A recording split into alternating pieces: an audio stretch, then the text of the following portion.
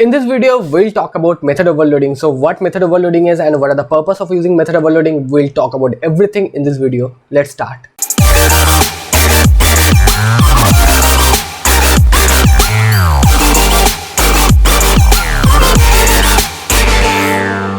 In C, if you write two functions or two methods by same name, then you will get an error.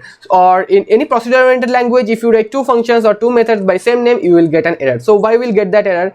Because in procedure-oriented programming, they don't have that feature by writing two methods by same name. And your method is as same as your function. In Java, we call it as method. So what basically method overloading is? Method overloading is a feature of object-oriented programming. Using method overloading, you can write n numbers of methods by same name. So how we can achieve that?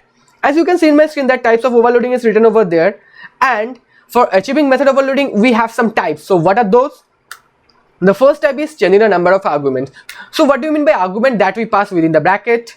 The second thing is by changing the data type. You can also change the data type of your parameter that you are passing. And the third thing is changing the return type, but your method overloading doesn't depend on your return type. So if you write int, float, char, long, bool, string, whatever in your return type, it won't impact your method overloading. So we cannot consider return type for method overloading. So there are two types. One is by changing the number of argument, and another thing is by changing the data type.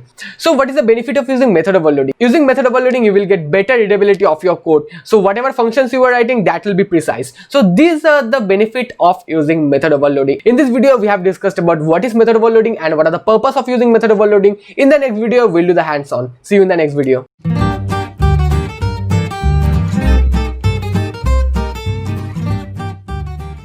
In this video,